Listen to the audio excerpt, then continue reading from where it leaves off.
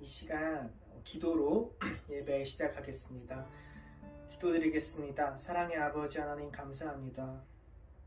오늘도 우리를 예배 자리로 불러주셔서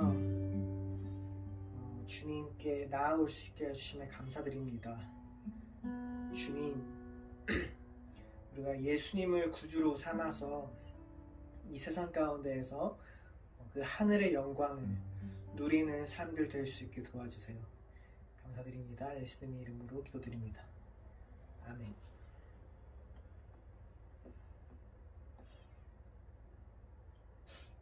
함께 찬양하실게요.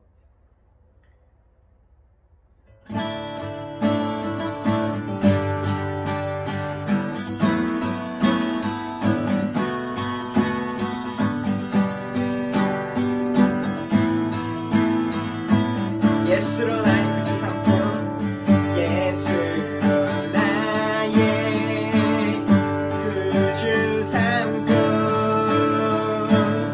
성령과 피로써 거듭나니 이 세상에서 내 영혼이 하늘의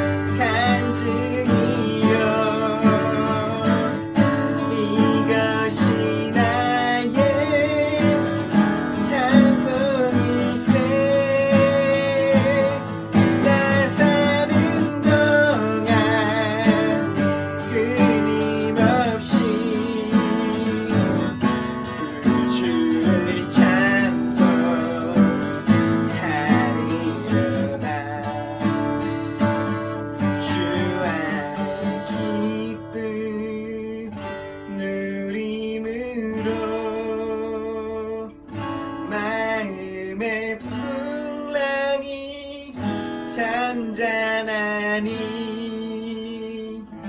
세상과 나는 간 것 없고 구속한 주만 구속한 주만 구속한 주만 보이도다.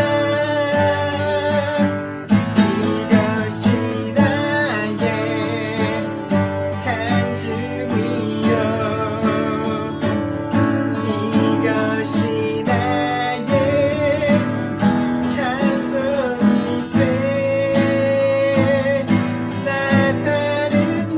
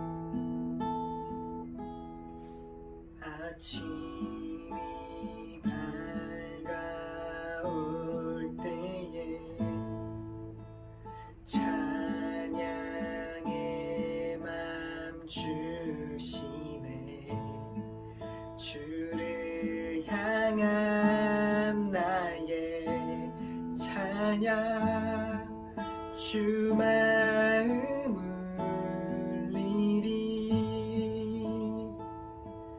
그 이름 강하고 견고한 성루 그 이름 나의 피난처 되시네 그 이름 구원의 능력 되시니 온 열방이 다 찬양하네 그 이름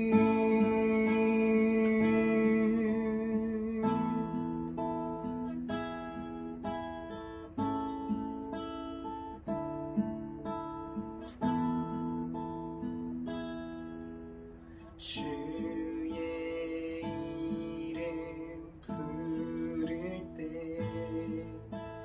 나의 맘 채우소서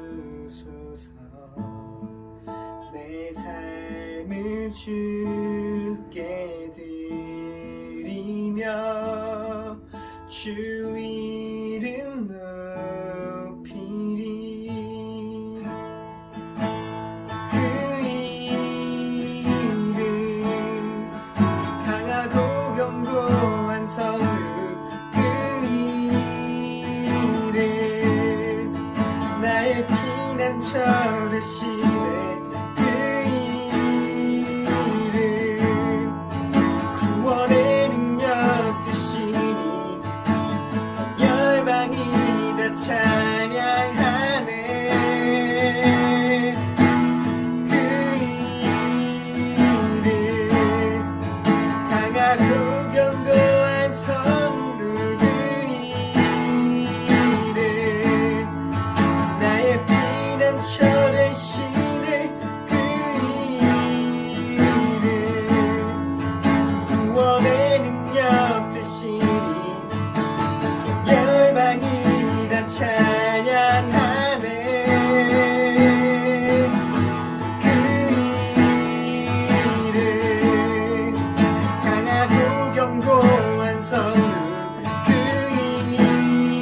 이름 나의 피난처 되시네 그 이름 구원의 능력 되시니 온 열방이 다 찬양하네 그 이름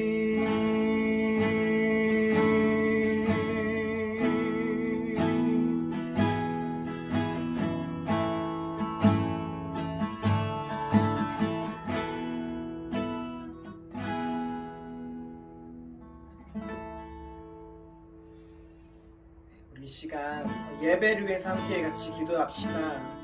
정말로 우리 구원의 능력이 되시는 분, 우리의 피난처 되시는 분, 우리의 모든 삶의 이유가 되시는 분, 그 주님 앞에 우리 마음을 쏟으며 나아갑시다.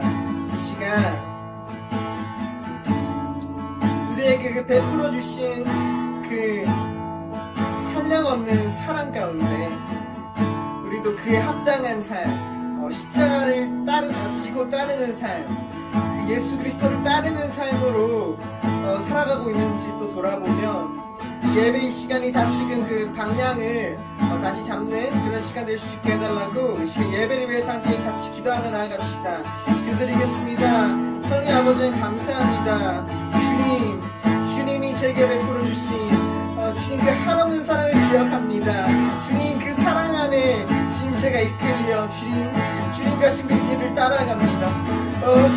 주님만이 저의 구원의 능력이시며 피난처 되시며 주님 찬양받기 합당하신 이름 되시오니 주님만 받아주시옵시고 이 예배의 시간 가운데 주님만 주인 되어 주시옵시고 이 예배의 시간을 넘어서 우리 삶 가운데 주님이 주인 되어 주세요.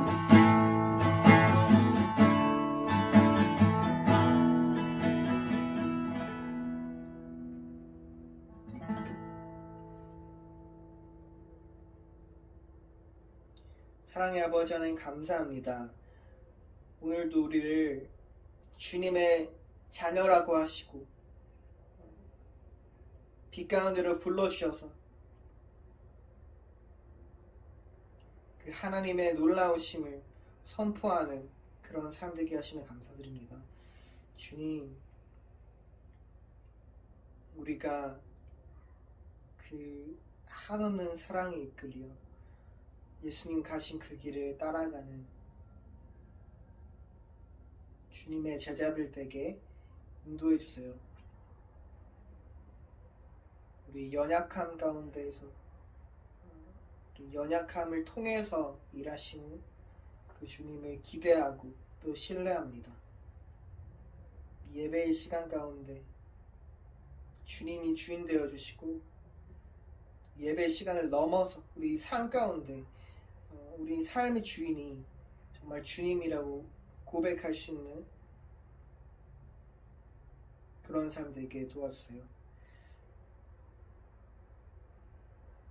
예배의 시간 가운데도 함께 해주실 줄 믿습니다.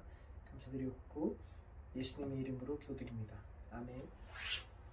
사도신경으로 신앙 고백, 우리 신앙을 고백하시겠습니다. 나는 전능하신 아버지 하나님, 천지의 창조주를 믿습니다. 나는 그의 유일하신 아들, 우리 주 예수 그리스도를 믿습니다. 그는 성령으로 잉태되어 동정녀 마리아에게서 나시고 본디오 빌라도에게 고난을 받아 십자가에 못 박혀 죽으시고 장사된 지 사흘 만에 죽은 자 가운데서 다시 살아나셨으며 하늘에 오르시어 전능하신 아버지 하나님 우편에 앉아 계시다가 거기로부터 살아있는 자와 죽은 자를 심판하러 오십니다.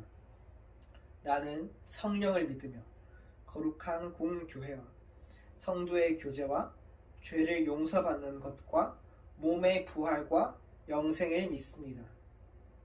아멘. 기도드리겠습니다.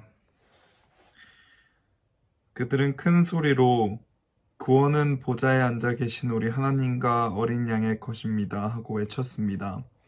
요한계시록 7장 10절 말씀. 저희를 구원하여 주신 하나님 아버지, 오늘도 예배의 자리로 인도하여 주심에 감사를 드립니다.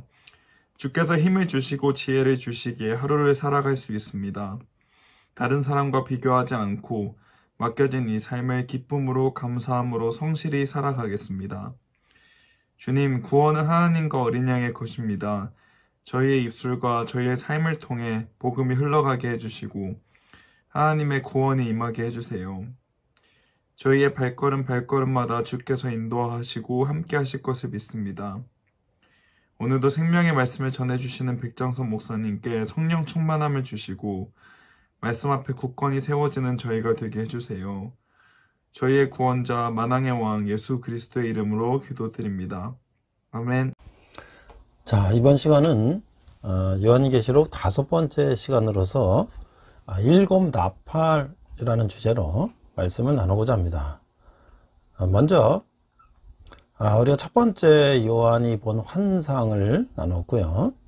두 번째는 일곱 교회가 받은 말씀, 소아시아의 일곱 교회에 대해서 우리가 나눴습니다. 세 번째는 두루마리와 어린 양, 그 다음에 네 번째는 일곱 인에 대해서 우리가 말씀을 나눴는데요.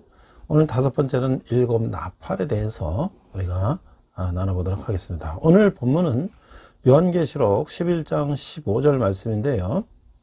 우리 자막을 보면서 함께 읽도록 하겠습니다. 일곱째 천사가 나팔을 불매 하늘에 큰 음성들이 나서 이르되 세상 나라가 우리 주와 우리 그리스도의 나라가 되어 그가 세세토록 왕노릇 하시리로다 하니. 자, 우리가 일곱 나팔은 8장부터 시작이 됩니다. 8장 6절 우리가 본문 말씀을 중심으로 나누며 해석은 최소한도로 본문을 이해하는 수준에서 우리가 본문 중심으로 요한계시록을 나누고자 합니다. 자, 8장 6절 일곱 나팔을 가진 일곱 천사가 나팔 분기를 준비하더라. 7절 첫째 천사가 나팔을 부니 피 섞인 우박과 불이 나와서 땅에 쏟아지며 땅의 3분의 1이 타버리고 수목의 3분의 1도 타버리고 각종 푸른 풀도 타버렸더라. 8절 둘째 천사가 나팔을 부니 불 붙는 큰 산과 같은 것이 바다에 던져지매 바다의 3분의 1이 피가 되고 9절 바다 가운데 생명 가진 피조물들의 3분의 1이 죽고 배들의 3분의 1이 깨지더라. 10절 셋째 천사가 나팔을 부니 횃불같이 타는 큰 별이 하늘에서 떨어져 강들의 3분의 1과 여러 물샘에 떨어지니 11절 이 별들은 쓴 쑥이라 물의 3분의 1이 쓴 쑥이 되매 그 물이 쓴 물이 되므로 많은 사람이 죽더라. 12절 넷째 천사가 나팔을 부니 해 3분의 1과 달 3분의 1과 별들의 3분의 1이 타격을 받아 그 3분의 1이 어두워지니 낮 3분의 1은 비춤이 없고 밤도 그리하더라. 13절 내가 또 보고 들으니 공중에 날아가는 독수리가 큰 소리로 이르되 땅에 사는 자들이여 화가 있으리니 이는 세 천사들이 불어야 할 나팔 소리가 남아있음이로다 하더라. 자, 우리가 이제 첫째부터 넷째 나팔 소리가 불면 어떤 현상이 일어나는가? 첫째 천사가 나팔을 불자 피 섞인 우박과 불이 쏟아져 땅과 수목을 태운다는 것이죠. 둘째 천사가 나팔을 불자 바다가 피로 변하고 배가 깨지며 바다 생물이 죽는 것이에요. 이 3분의 1이라는 표현은 전체가 아닌 일부에 영향을 끼쳤다는 의미인데 이 심판이 최종 심판이 아니다. 아직도 심판이 남아있다고 하는 것을 암시하고 있다는 것이죠. 셋째 천사가 나팔을 불자 강물과 샘이 오염되어 많은 사람이 죽는 것이죠. 넷째 천사가 나팔을 불자 천체가 이상현상을 보이고 어둠이 임하는 것입니다. 마지막이 가까워질수록 자연재해가 빈번해지고 인간의 생존이 위협을 당하게 되는 것이죠. 일곱인 심판 때 해를 당한 4분의 1과 비교하면 나팔 심판의 강도가 더 큼을 알 수가 있는 것이죠.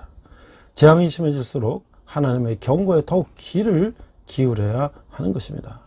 이 세상은 영원 불변하지 않는 것이죠. 아무리 생태계를 잘 보존하려 해도 인간의 노력에는 한계가 있다는 것이에요. 우리가 이 이상의 네 가지 나팔 재앙을 통해서 이 네 가지 나팔 재앙은 우리 자연에 어떤 영향을 끼치나요? 심각한 영향을 끼치죠. 지구촌 곳곳에서 일어나는 이 재난과 자연재해를 볼 때 어떤 생각을 해야 될까요? 이게 자연으로 일어나는 것이지만 하나님이 마지막 때 우리에게 보여주는 그런 사인이 아닐까, 그런 생각도 우리는 할 수가 있는 것입니다. 이제 다섯째 나팔이 불게 되는데 9장 1절 다섯째 천사가 나팔을 불매 내가 보니 하늘에서 땅에 떨어진 별 하나가 있는데 그가 무저갱의 열쇠를 받았더라. 2절 그가 무저갱을 여니 그 구멍에서 큰 화덕의 연기가 올라오매 해와 공기가 그 구멍의 연기로 말미암아 어두워지며 3절 또 황충이 연기 가운데로부터 땅 위에 나오매 그들이 땅에 있는 전갈의 권세와 같은 권세를 받았더라. 4절 그들에게 이르시되 땅 위 풀이나 푸른 것이나 각종 수목은 해하지 말고 오직 이마에 하나님의 인침을 받지 아니한 사람들만 해라 하시더라. 5절 그러나 그들을 죽이지는 못하게 하시고 5달 동안 괴롭게만 하시는데 그 괴롭게 함은 전갈이 사람을 쏠 때에 괴롭게 함과 같아라. 6절 그날에는 사람들이 죽기를 구하여도 죽지 못하고 죽고 싶으나 죽음이 그들을 피하리로다. 자, 이 세상은 하나님 백성과 어둠의 세력 간의 영적 전쟁이 전개가 되는 현장이라는 것이에요. 이 다섯째 나팔이 울리자 무저갱이 열리고 연기가 나와 해와 공기가 어두워집니다. 어둠의 세력은 사람들의 판단력을 흐리게 하고 부패와 타락을 조장하는 것이죠. 연기 후에 황충이 큰 벌레가 전갈의 권세 같은 힘을 가지고 나와서 이마에 하나님의 인침을 받지 않은 사람들만 해한다고 하는 것이죠. 하나님의 그분 백성은 해하지 못하도록 사탄의 세력을 통제하기 때문에 하나님의 인칭을 받지 않은, 믿지 않는 사람들만 해를 받는다는 것이에요. 독침 있는 정갈은 성경에서 종종 어둠의 세력을 상징하고 있는 것이죠. 황충은 사람들을 괴롭히지만 황충의 괴롭힘은 5달로 제한되며 사람들을 죽음에 이르게는 못한다고 하는 것이에요. 하나님은 주권적으로 재앙의 강도와 대상과 기간을 조절하셔서 그 속에서도 남은 자가 있도록 은혜와 긍휼을 베푸시는 것이죠. 자, 이 사탄을 가두었던 무저갱이 열릴 때 어떤 일이 일어나요? 거기서 이제 황충 같은 것들이 나와서 이제 사람을 해야 하는데, 이제 하나님 믿는 자들은 하나님이 통제하시기 때문에 여기에 해를 당하지 않고, 하나님 믿지 않는 사람들이 해를 당한다는 것이에요. 자, 하나님의 악의 세력을 통제하신다는 사실은 어떤 위로와 소망을 주나요? 아무리 어려운 상황이 와도 하나님은 믿는 백성들을 보호하시고 구원하신다 하시는 것을 우리가 알 수가 있습니다. 그런데 이 황충은 어떤 특징을 갖고 있는가? 9장 7절, 황충의 모양은 전쟁을 위하여 준비한 말들 같고 그 머리에 금 같은 관 비슷한 것을 썼으며 그 얼굴은 사람의 얼굴 같고, 8절, 또 여자의 머리털 같은 머리털이 있고 그 이빨은 사자 이빨 같으며, 9절, 또 철 호심경 같은 호심경이 있고 그 날개들의 소리는 병거와 많은 말들이 전쟁터로 달려들어가는 소리 같으며, 10절, 또 정갈 같은 꼬리와 쏘는 살이 있어 그 꼬리에는 5달 동안 사람들을 해하는 권세가 있더라. 11절, 그들에게 왕이 있으니 무저갱의 사자라 히브리어로는 그림이 아바돈이요 헬라어로는 그림이 아볼론이라 하더라. 12절, 첫째 화는 지나갔으나 보라 아직도 이후에 화 둘이 이르리로다. 이 사탄은 이 파괴만을 일삼는 간악한 존재라고 하는 것이에요. 인간의 타락한 본성을 잘 알기 때문에 정욕을 쫓도록 부추기고 이기심과 탐욕과 야망에 사로잡혀 무한 경쟁을 하도록 조장한다고 하는 것이죠.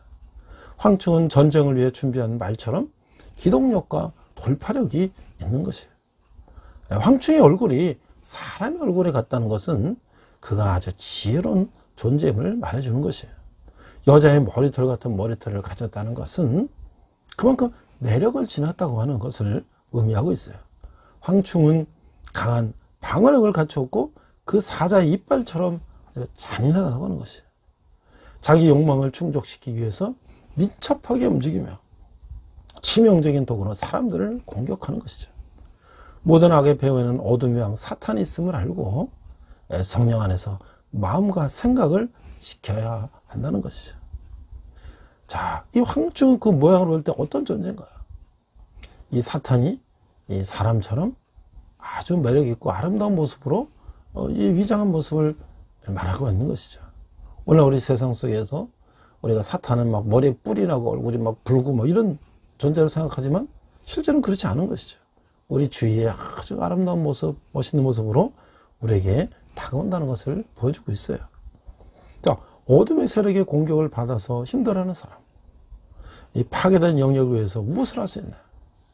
우리가 그들을 전도해서 구원받도록 해야지만이 그들이 그런 어둠의 세력들로부터 공격을 받지 않고 하나님의 구원받은 사람으로서의 안전을 이제 얻을 수 있다고 하는 것을 우리가 잊어서는 안 될 것이죠.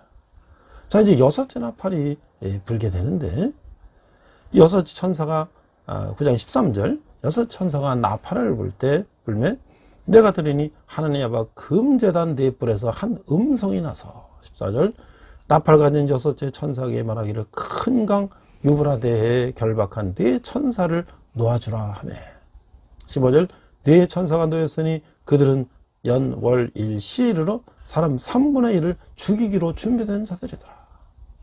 16절, 마병대의 수는 2만만이니 내가 그들의 수를 들었노라. 자, 이게 때가 되니까 의인을 괴롭히고 하나님을 대적하던 이들에게 심판이 임하게 되는데요. 여섯째 천사가 나팔을 불자 하나님의 주권 아래 심판이 시행되는 것이죠. 역사상 수많은 전쟁의 발생지였던 유프라데스 강에서 노임을 받은 네 천사는 2만만이라면 2억 얼마나 2억이나 되는 대규모 마병대를 동원해서 정해전 연월 일시에 사람 3분의 1에 대해서 살상을 자행하고 한다는 것이죠. 그런 악의 세력은 전능한 존재가 아니며 하나님이 허용하신 범위 안에서만 제한적으로 활동을 할 따름이라는 것이에요. 하나님은 세상에 있는 모든 것을 결박하실 수도 풀어줄 수도 있다고 하는 것이죠. 죽이고 살리고 모든 결정권은 하나님만이 갖고 계시다. 이 여섯째 천사가 나팔을 부니까 어떤 상황이 펼쳐졌죠? 이제 악의 세력들이 나와서 사람을 죽이는 거예요. 자, 어떤 대상을 왜 두려워하고 있으며 이를 어떻게 극복할 수 있나요? 이 마지막 때에 이런 사탄이나 이런 이제 악의 세력들이 이 사람을 이제 해하고 막 그러는 상황들이 벌어진다는 것이죠. 우리는 어떻게 해요? 예수 그리스도만이 우리를 구원하신다라는 것을 잊어서는 안 될 것이에요. 자, 9장 17절에 보니까 이 같은 환상 가운데 그 말들과 그 위에 탄 자들을 보니 불빛과 자줏빛과 유황빛, 호심경이 있고 또 말들의 머리는 사자머리 같고 그 입에서는 불과 연기와 유황이 나오더라. 18절 이 세 재앙 곧 자기들의 입에서 나오는 불과 연기와 유황으로 말미암아 사람 3분의 1이 죽임을 당하니라. 19절 이 말들의 힘은 입과 꼬리에 있으니 꼬리는 뱀 같고 또 꼬리에 머리가 있어 이것으로 해하더라. 20절 이 재앙에 죽지 않고 남은 사람들은 손으로 행한 일을 회개하지 아니하고 오히려 어떤 귀신과 또는 보거나 듣거나 다니거나 하지 못하는 금은 돈과 목성의 우상에게 절하고 또 그 살인과 복술과 음행과 도둑질을 회개하지 아니하더라. 자, 하나님이 계속 이런 징계를 주시는 것은 어떤 뜻이 있을까요? 이것은 이 목적은 사람들을 죽이는 것에 있지 않고 회개와 영생의 길로 이끄는 데 있다고 하는 것이에요. 그러나 거듭된 재앙을 당하고도 마음과 삶의 방향을 옳은 대로 돌리지 않는다면 고통은 끝없이 가중된다고 하는 것이죠. 이 다섯째 나팔 재앙은 고통을 주는 것으로 그쳤지만 여섯째 나팔 재앙은 이제 죽음에 이르게 하는 것이에요. 이 잔인한 마병대와 함께 불과 연기와 유황, 이 나서 이 지옥을 연상시키는 아비규환 속에서 많은 사람들이 죽어간다고 하는 것이죠. 그러나 이토록 참혹한 전쟁에서 살아남은 사람들이 주름 대신 오히려 우상을 찾고 자기 죄를 회개하지 않는 아주 완악한 모습을 보이는 것이에요. 자, 이런 완악함을 버리고 주님께로 돌아가지 않는다면 누구도 죽음과 파국을 면할 수가 없다는 것이죠. 더 늦기 전에 주님 앞에 돌이켜 돌아와 회개해야 하는 것이죠. 자복하고 돌아오기만 하면 누구나 하나님의 무한한 긍휼과 자비를 얻을 수 있다고 하는 것이에요. 이 큰 재앙 속에서 살아남은 사람들이 죄를 회개하지 않고 오히려 우상을 숭배하는 이유는 무엇일까요? 그만큼 이 우상의 뿌리가 깊다고 하는 것이죠. 자, 이 최근 접한 사건이나 말씀 중에 하나님의 경고를 받아야 할 것은 무엇이며 공동체 내가 회개할 것은 무엇인가? 우리가 하나님을 앞에서 회개하지 않고 오히려 더 강구하게 나가는 것은 하나님의 심판을 받을 수가 있다는 것을 잊어서는 안 되는 것이죠. 자, 이상같이 우리가 여섯째 나팔이 부는 것을 보니까 참 이게 굉장히 무서운 일이잖아요. 막 지구의 3분의 1이 막 불이 타고 또 죽고 여러 격변이 나고 얼마나 우리가 처음에 이런 것들을 전혀 생각하지도 못하다가 성경에 보니까 이런 말씀이 나오는 걸 보면 웬만한 사람들이 얼마나 겁이 나겠어요. 그래서 이런 종말론은 사실은 처음부터 초신자들이나 성도들에게 이 종말론부터 가르치는 건 상당히 위험한 것이죠. 우리가 창세기부터 요한계시록까지가 이 순서들이 있는 것처럼 창세기의 천지창조부터 아담과 하부터 이렇게 해서 이제 우리 성경을 구약을 배워 나가고, 그 다음에 시작에 예수님이 이 땅에 오신 걸 통해서 이 땅을 구원하시기 위해서, 우리 죄를 구원하시기 위해서 이 땅에 오신 십자가의 죽으심, 그 다음에 사도들이 그 복음을 전하는 이런 것들을 통해서 이제 신구약을 우리가 어느 정도 이해를 하고, 그 다음에 다시 예수님이 오실 때에 어떠한 심판이 일어나는가라는 것을 우리가 순차적으로 이해를 하게 된다면, 이제 앞으로 과거의 신약과 구약에서 모든 인물들 보니까 잘한 사람도 있고 못한 사람도 있고 벌을 받은 사람도 있고 죽은 사람도 있고 이런 걸 보면서 난 앞으로 어떻게 이제 하나님을 믿고 잘 살아야 되겠다 라는 것을 우리가 이해한다면 이런 종말론에 우리가 겁을 낼 게 없죠. 근데 이제 이런 종말론부터 이단들이 이제 이런 종말론을 강조를 하니까 굉장히 겁이 나는 거죠. 이거 어떻게 해야 되지? 이제 그 단체나 거기에 이제 빠져들게 되는 것이죠. 제가 이제 10여 년 전에 나이 들어서 이제 신학대학원을 갔어요. 그래서 이제 전도사로 3년을 이제 신학 공부를 하게 되는데, 제가 이제 아는 선배 우리 전도사님이 아버님이 양재에서 이제 교회를 하셨어요. 그래서 거기 이제 뭐 오랫동안 이제 삼각교회를 하고 있으니까 이제 인원은 많지도 않고, 또 이제 청년부 한 10명 있는데, 거기서 이제 한 1년 정도 제가 설교를 한 적이 있어요. 그 청년들에게 제가 이제 자비랑으로 가서 이제 설교를 하고 같이 교제하고 또 그들과 또 저녁 식사도 같이 하고 이렇게 지냈는데, 지금도 우리 그 청년들하고 같이 큐티를 나누고 있습니다. 근데 그중에 한 청년이 이 종말론에 굉장히 빠져 있어요. 그래서 교회 잘 나오다가 나오지도 않고 이제 그런 이제 종말론 세미나 이런 데만 따라다니는 거예요.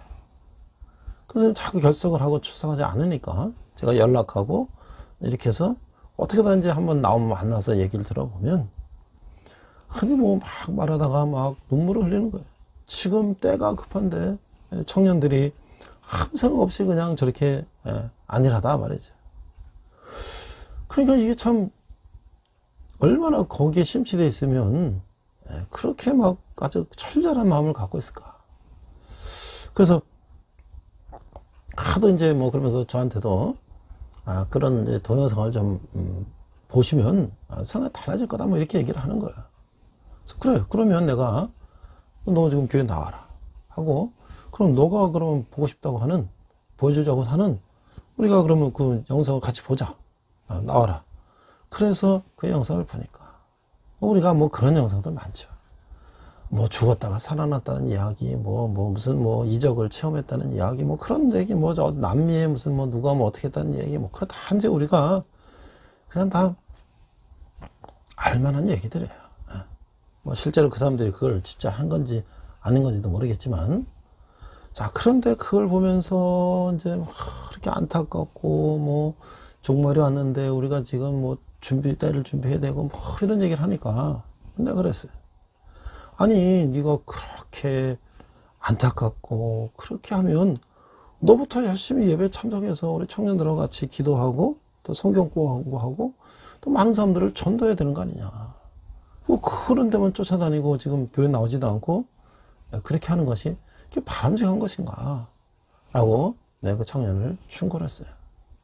그러나 그 형제는 계속 지금 그 후에도 그런 이제 종말론 세미나에 가서 이제 그런 거 참여하고 그런 거 보고 이제 그러고 있더라고요.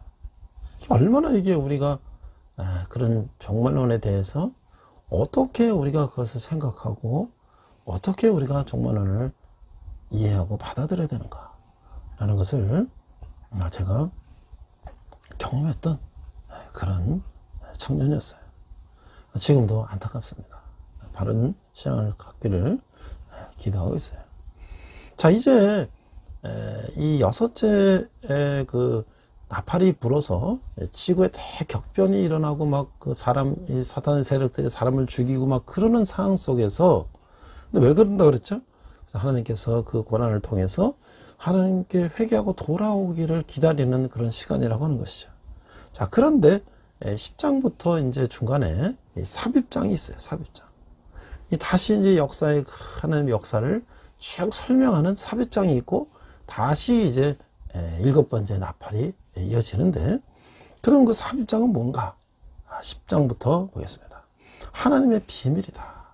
그래서 천사와 작은 책이라는 제목으로 10장 1절부터 7절 한번 읽어보겠어요. 자, 10장 1절. 내가 또 보니 힘센 다른 천사가 구름을 입고 하늘에서 내려오는데 그 머리 위에 무지개가 있고 그 얼굴은 해 같고 그 발은 불기둥 같으며. 2절. 그 손에 펴 놓인 작은 두루마리를 들고 그 오른발은 바다를 밟고 왼발은 땅을 밟고. 3절.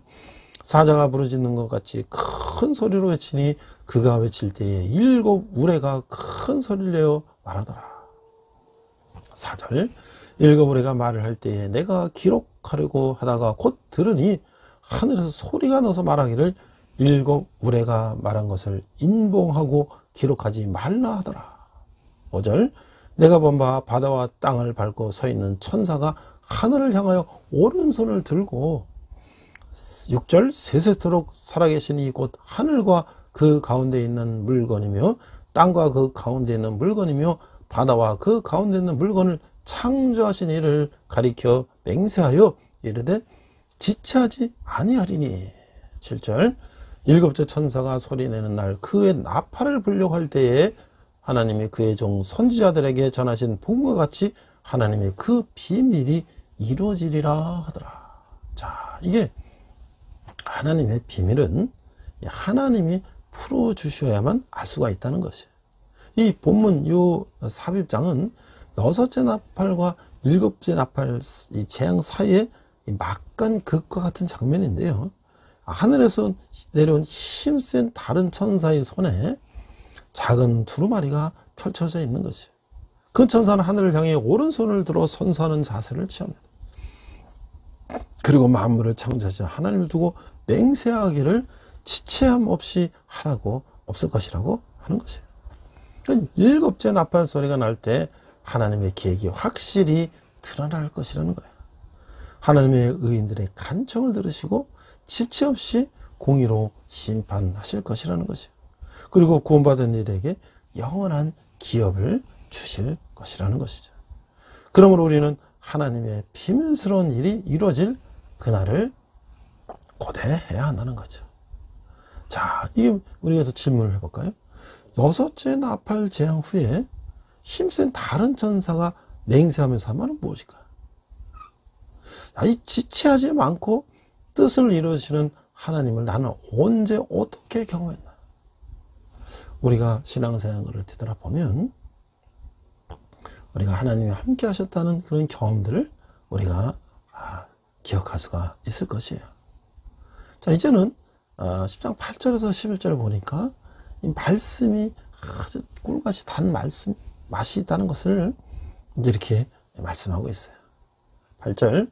하늘에서 나서 내게 들리던 음성이 또 내게 말하여 이르시되 내가 가서 바다와 땅을 밟고 서 있는 천사의 손에 펴놓인 두루마기를 가지라 하기로 내가 9절. 내가 천사에게 이르되 작은 두루마기를 달라 한즉 천사가 이르되 갖다 먹어버리라. 내 배에는 쓰나 내 입에는 꿀같이 달리라 하거늘. 10절. 내가 천사의 손에서 작은 두루마리를 갖다 먹어버리니 내 입에는 꿀같이 다나 먹은 후에 내 배에서 쓰게 되더라. 11절. 그가 내게 말하기를 내가 많은 백성과 나라와 방언과 임금에게 다시 예언하여야 하리라 하더라. 자, 이 성도는 이 구속 역사의 방관자가 아닌 이 참여자가 되어야 한다는 것이에요. 하나님을 떠난 세상에 대해서 안타까움을 가지고 부르짖으며 기도하지 않으면 직무유기가 된다고 하는 것이에요. 이 천사는 요한에게 2가지를 명령하고 있어요. 첫째, 두루마리를 먹으라. 요한의 명령대로 두루마기를 먹자 입에서는 단맛이 나지만 배에서는 쓴맛이 나는 것이에요. 하나님의 말씀을 받는 것은 기쁜 일이지만 실천하는 과정에는 어려움이 따르기 때문인 것이죠. 둘째, 지금까지 재앙에 관해서 많이 예언을 했지만 앞으로 시작되는 7째 나팔 재앙에 관해서 다시 예언하라고 하시는 것이에요. 자, 교회는 구원과 심판의 메시지가 담긴 복음을 세상에 선포하고 또 선포해야 한다는 거죠. 예수 그리스도의 십자가만이 세상을 구원할 수 있는 하나님의 능력을 임을 알려야 한다고 하는 것이죠. 자, 이 왜 작은 두루마리가 입에는 달고 배에 섰을까요? 내가 느끼는 말씀의 맛은 어떤가요? 우리가 말씀이 처음에는 굉장히 이게 지루하고 뭐 잘 모르겠고 그렇잖아요. 보통 우리 성도님들이 이제 성경 말씀을 들으면 이 성경의 전후 좌우 맥락을 잘 모르니까 그 부분만 이게 지금 무슨 얘기라는 것인지, 뭐 구약의 한 부분, 신약의 한 부분 띄어서 얘기하면 이게 무슨 얘기인지 잘 모르죠. 그러니까 그냥 좀 지루할 수밖에 없는 것이죠. 그러나 우리가 교회에서 기회를 통해서 창세기부터 요한계시록까지 우리가 성경을 공부를 하고 어느 정도 이 전체적인 틀을 이해한다면, 이 목사님들이 어디서 설교를 할 때 그게 지금 어떤 말씀이라는 것을 조금이라도 이해가 된다면 우리는 그때는 이제 성경이 이제 단꿀처럼 맛있는 것이죠. 제가 이제 학교에서 학생들하고 같이 성경을 가르치는데, 제가 이제 한 학기에 신약하고 한 학기에 구약할 수도 있어요.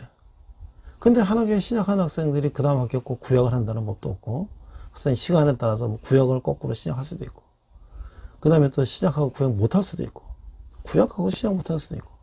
그래서 제가 한 학기에 창세기부터 요한계시록까지 보통 15주, 16주 안에 그걸 다 가르쳐 주는 거예요.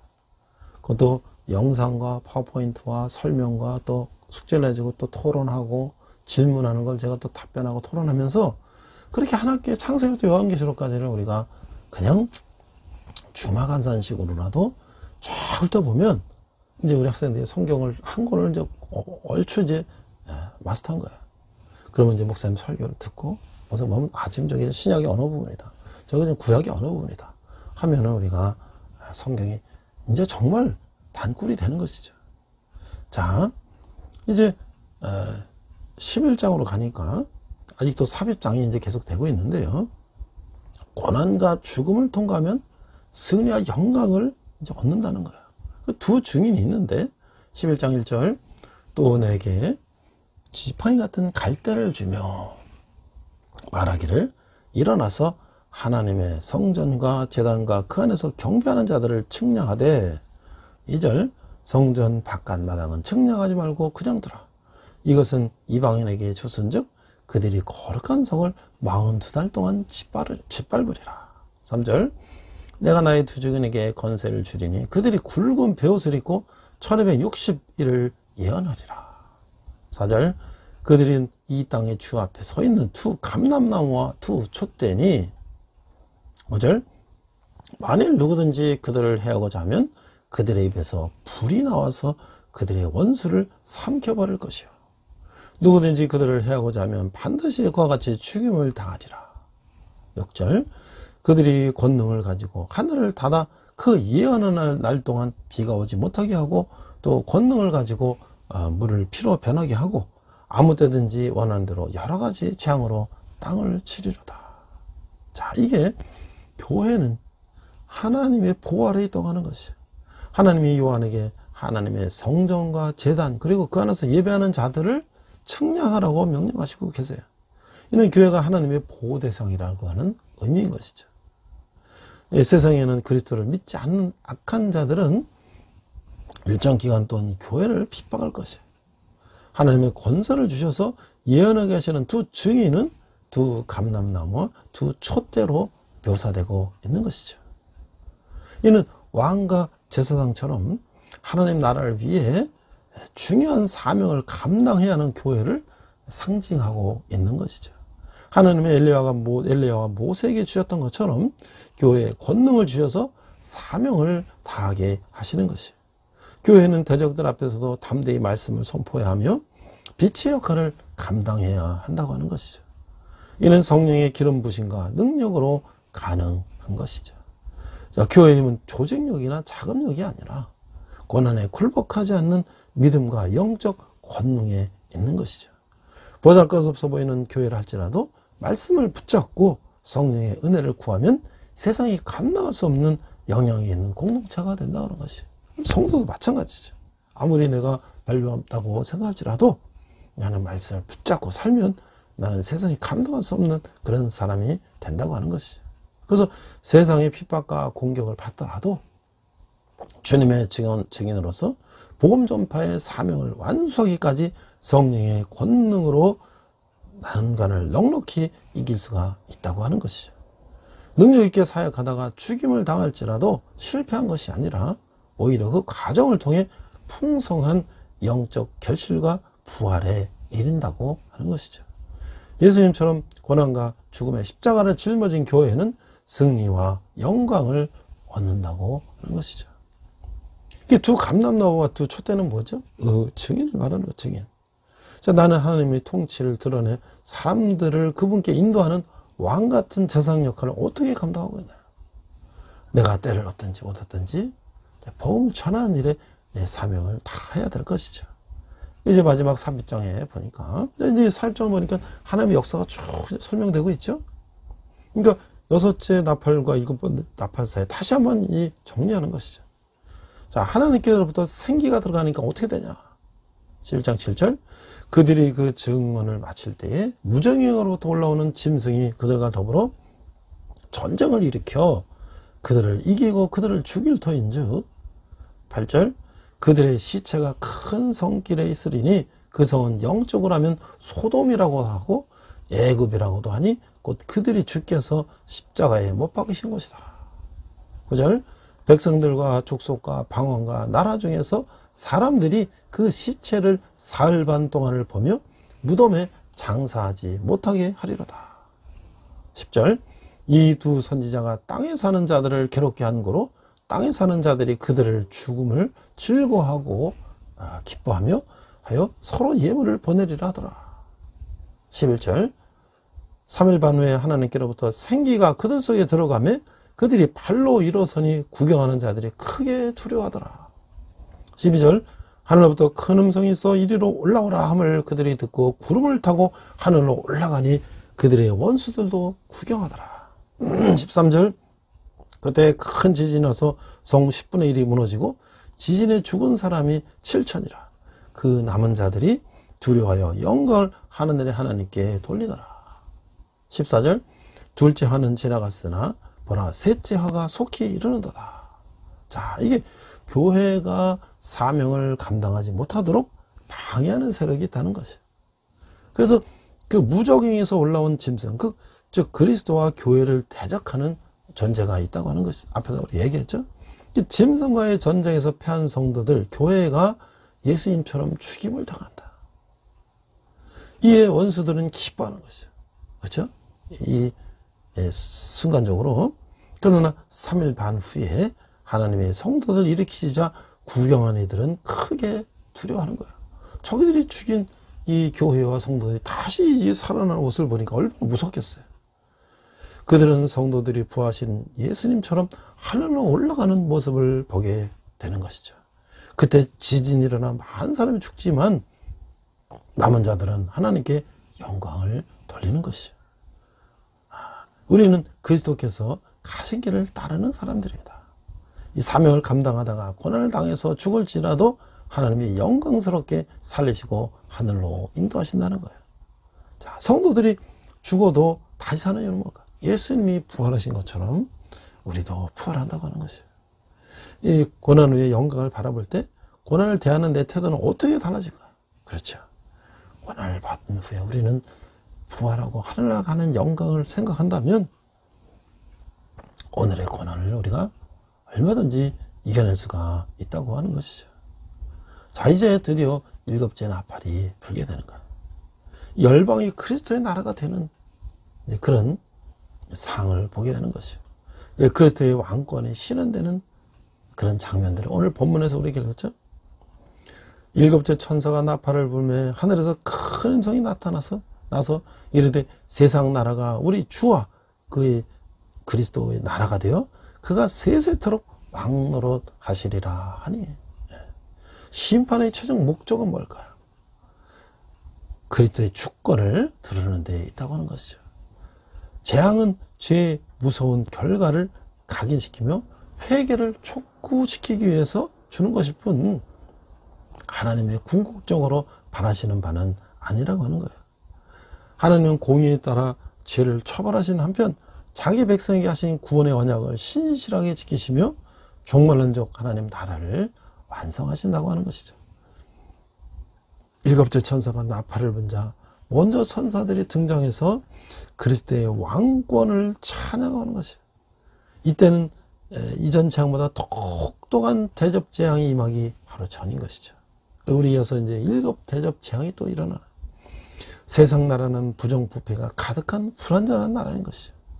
어떤 왕이 통치해도 완벽한 행복과 평화가 이루어질 수가 없다고 하는 것이에요. 하지만 완벽한 사랑과 공의의 나라인 그리스도의 나라에 사는 백성은 자신들을 온전히 다스리시는 왕을 찬양하지 않을 수가 없다고 하는 것이죠. 자, 우리 가장 혹독한 재앙을 앞두고 예수님의 왕권을 찬양하는 이유는 무엇일까요? 아무리 어려운 재앙이 와도 우리는 예수님을 함께 천국으로 갈 것이기 때문에 우리는 걱정이 없다는 것이죠. 소망 없는 세상 속에서 예수님을 찬양할 수 있는 이유는 무엇일까요? 오직 예수 그리스도만이 우리를 구원자시기 때문에 그런 것이죠. 자, 이제 그래서 이제 마지막으로 그 심판의 결과는 어떻게 되는 것인가? 11장 16절 이하를 보니까 16절 하나님 앞에서 자기 보좌에 앉아있던 24 장로가 엎드려 얼굴을 땅에 대고 하나님께 경배하여 17절 이르되 감사옵나니 옛적에도 계셨고 지금도 계신 줄 하나님 곧 전능하신 이여 친히 그 권능을 잡으시고 왕노릇 하시도다. 18절 이방들이 분노하며 주의 진노가 내려 죽은 자를 심판하시며 종 선지자들과 성도들과 또 죽은 자든 작은 자든지 큰 자든지 주의 이름을 경외하는 자들에게 상 주시며 또 땅을 망하게 하는 자들을 멸망시킬 때로소이다 하더라. 19절 이에 하늘에 있는 하나님의 성전이 열리니 성전 안에 있는 하나님의 언약궤가 보이고 또 번개와 음성들과 우레와 지진과 큰 우박이 있더라. 자, 이게 이 최종 심판의 결과는 뭐예요? 영생 아니면 영벌이라는 거예요. 이 중간지대는 없다는 거예요. 일곱째 나팔 소리를 들은 24 장로는 과거로부터 지금까지 권능으로 세상을 다스리시는 하나님께 경배하고 감사하고 있는 거예요. 이 피조세계, 이 세상은 창조주와의 바른 관계를 맺고 그분께 순종할 때만이 아름다운 상태를 유지할 수가 있다고 하는 것이죠. 주님을 경외하는 사람은 하나님 나라를 상속받고 주님의 임재 가운데 참된 만족과 안식을 경험하게 되는 것이죠. 반면에 피조물의 위치를 떠나 스스로 주인이 되어 살아가는 사람들은 늘 쾌락을 추구하지만 만족하지는 못하는 것이에요. 하나님께 대적하며 불순종하는 자들은 결국 멸망하게 된다고 하는 것이죠. 하나님은 오래 참으시지만 영원히 참지는 않으신다고 하는 것이에요. 자, 우리 마지막 질문을 해봅니다. 주님을 경외하는 사람에게 주어지는 상은 뭐예요?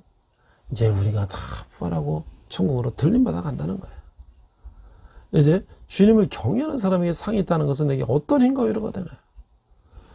주님을 경외하고 고난과 핍박 속에서도 주님을 따르는 자들은 천국에서 영생을 누리는 그런 특권을 준다고 하는 것을 우리는 그것에 큰 희망과 위로가 되는 것이죠. 자, 오늘 일곱째 나팔을 우리가 보면서 이런 재앙과 환난 속에서도 하나님의 인침을 받은 백성들, 하나님의 백성들은 하늘로 들려 올라가는 그런 모습을 보면서 하나님이 이 세상에 주는 재앙이 그냥 재앙이 아니라 많은 사람들이 주께 돌아오라고 하는 사인이라는 것을 우리가 잊어서는 안 될 것이죠. 이제 마지막으로 제가 이 서울대학 여자대 장경철 목사님께서 교수님께서 종말에 찾아오실 자존자 하나님이라는 칼럼을 제가 소개하고 마치도록 하겠습니다. 자, 이 기독교는 창조론과 종말론에 기초한 신앙이다.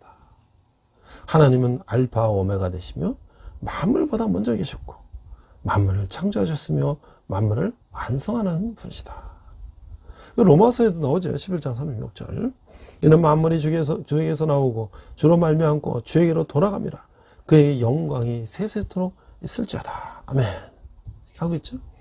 그래서 기독교 신앙은 종말에 찾아오시는 자존자, 스스로 있는 자 하나님을 선포하는 것이죠. 하나님의 자존성은 피조물이 피존적 성질에 비춰서 이해할 수가 있습니다. 이 세상의 모든 것은 피존적 존재라고 하는 것이에요. 이 피존적이라는 건 뭐냐? 자기 존재의 원인이나 근거를 자신 안에 갖고 있지 않다. 의존적이라는 건 피존적. 자, 예를 들어서 우리가 의자에 앉아 있다고 하면 그 의자가 스스로 원해서 이 땅에 존재하는 것이 아니라는 것이죠. 누가 의자가 필요하니까 만들었다고 하는 것이에요. 그래서 지금 내가 앉아 있는 곳에 의자가 있는 것이죠. 자, 의자에 앉아 있는 그 사람은 어떨까? 그 사람도 마찬가지로 피존적 존재라는 것이에요. 우리가 원해서 이 세상에 태어난 것이 아니에요. 아마도 부모님이 원하셔서 우리가 태어났을 것이에요. 자, 부모님도 마찬가지예요. 그러니까 거슬러 올라가면 이 세상에 존재하는 것 가운데 자신의 존재의 이유를 자신 안에서 갖고 있는 존재는 하나도 없다. 그렇죠? 이 사물도 인간도 우리가 스스로 원해서 스스로 우리가 이렇게 태어난 게 아니잖아요. 하지만 하나님의 경우는 다르다. 하나님은 자신의 존재의 근거를 자신 안에 갖고 계셨다. 하나님의 부르심을 받았을 때 모세는 자신이 만난 분이 누구냐고 하는 게 물었어요. 그 사람들에게 자기를 보내주신 분이 누구냐고 내가 말해야 되는데 하나님에 대해서 뭐라고 얘기해야 됩니까? 그랬더니 하나님은 나는 스스로 있는 자다. 출애굽기 3장 13절. I am who I am. 이렇게 말씀하셨어요. 이 요한계시록에서는 이 자존자이신 하나님이 세상 마지막에 심판자와 완성자로 찾아오실 것을 선포하고 있는 것이죠. 우리의 운명은 우리가 누구에게 기대고 있는가에 따라서 늘 결정되는 것이에요. 겉으로 보기에 튼튼한 집이라도 무너질 기초 위에 세워진 집은 무너지게 되는 것이고, 반대로 연약한 인생이지만 하나님이 우리의 허물을 대신 감당해 주시고 우리를 붙드시고 지켜주셨기에 우리는 만세반석에 설 수 있다고 하는 것이죠. 그러기에 우리는 이런 하나님을 찬양한다고 하는 것이에요. 우리를 사랑하사 그의 피로 우리의 죄에서 우리를 해방하시고 그의 아버지 하나님을 위하여 우리를 나라와 제사장으로 삼으신 그에게 영광과 능력이 세세토록 있기를 원하노라. 아멘.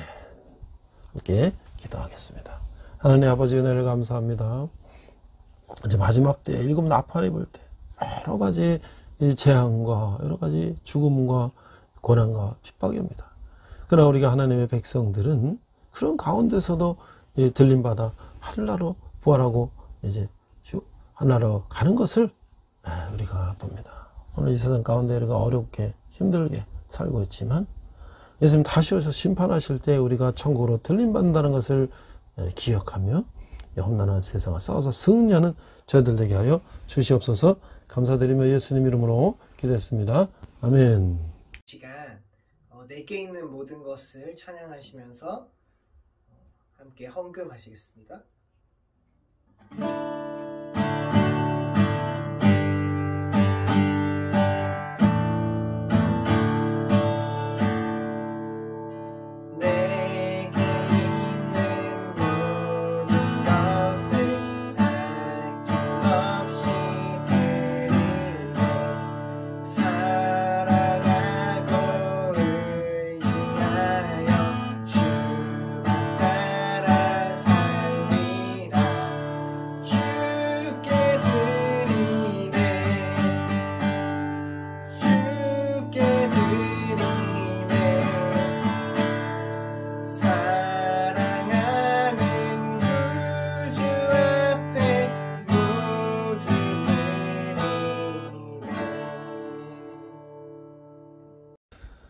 자, 이제 코로나가 이제 막바지에 온 것 같습니다. 앞으로 이제 1등급에서 2등급으로 전염병으로 낮아지고, 또 이제 치료도 이제 어렵지 않고, 또 모든 사회 활동들이 이제 다시 정상으로 돌아가고 있습니다. 참으로 2년 반 길었던 그런 시간이었습니다.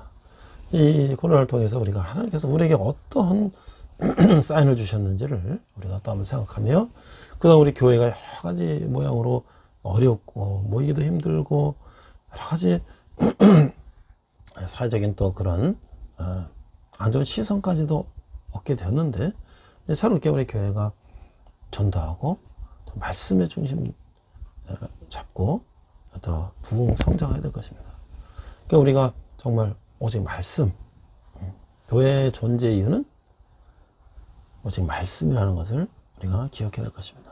그래서 우리 요한계시록을 그 말씀 위주로 우리가 읽고 설명하는데 뭐 읽어서 좀 어렵지만 또 그렇게 우리가 전혀 이해 못할 것은 아니라고 생각이 됩니다. 자, 또 우리 군대에도 어려움이 있었지만 또 예배를 또 하고 또 이제 앞으로 찬양도 하고 또 이제 우리가 그런 모임도 좀 가질 것이고요. 또 이제 위문도 좀 오시고 그동안 2년, 3년 동안은 그런 절대 이제 폐쇄가 됐는데 그렇게 했으면 좋겠습니다. 이제 캠퍼스도 조금씩 이제 숨통이 트이고 가는 것이 있는데 우리도 캠퍼스 선교를 통해서 많이 기도해 주시고 여러분이 후원해 주시는 후원은 우리 청년들이 주님께 돌아오는데 기억에 사용될 것입니다. 저도 이제 홍성에다가 엘리마우스를 이제 지어놓고 성경 공부와 터반 농사라는 이제 컨셉으로 농사 체험도 하고 또 거기 이제 모여서 공부도 성경 공부도 하고 그다음 주위에 이제 여러 가지 이런 것도 좀 여행도 하는데 제가 이제 지난주에는 새로 이제 그 보령 그 대천해수욕장에서 안면도까지 해저 터널이 뚫렸다 그래서 제가 한 바퀴 돌아봤는데 정말 좋더라고요. 그래서 우리 같이 오시면 제가 이제 앞으로 한 달에 한두 번 모임을 가질 건데요. 광고하시면 같이 모여서 삼겹살도 구워 먹고 성경 공부도 하고 주위에 또 거기 이제 아펜젤러 선교사 순직 기념관도 있고요. 킹 제임스 버전 성경 전래 기념관도 있어요. 그런 데도 가보고 왔으면 좋겠습니다. 우리 함께 기도하고 축도로 마치겠습니다. 하나님 아버지 은혜를 감사합니다. 저희들 적은 예물을 주님께 드렸습니다. 예물이 쓰이는 것마다 지금 영광이 나타나게 하시고 특별히 청년들이 주님께 돌아오는데 사용되게 하여 주시옵소서. 지금은 우리 주 예수 그리스도의 은혜와 하나님 아버지의 극진하신 사랑과 성령님의 가마감동 역사하심이 자, 일곱 나팔 소리가 불릴 때 우리가 모두 들림받아 하늘나라 영광을 맛보는 우리가 되기를 다짐하는 온라인 예배를 드리는 모든 성도들 위해 열방의 백성들과 선교사님들 위해 특별히 북한에서 고통받은 북한 동포들 위해 지금부터 영원토록 함께 하시기를 간절히 축원하옵나이다. 아멘. 우리 함께 선한 능력으로 찬양하시면서 한 주간 승리하시기 바랍니다. 우리 이 시간 선한 능력으로 함께 찬양하시면서 결단의 시간 갖겠습니다.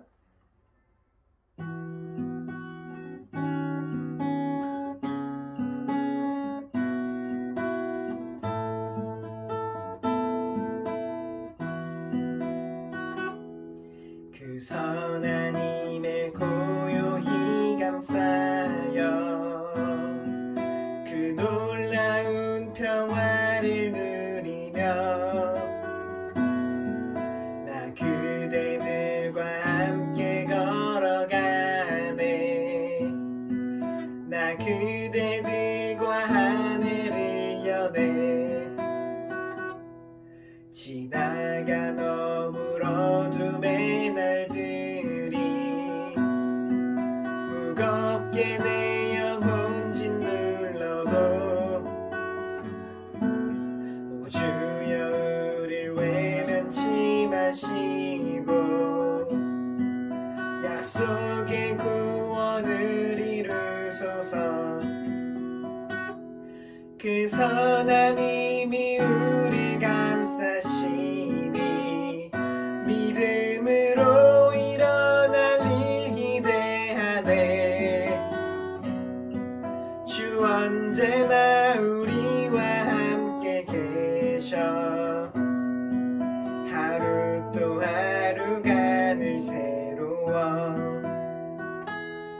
주께서 밝히신 작은 촛불이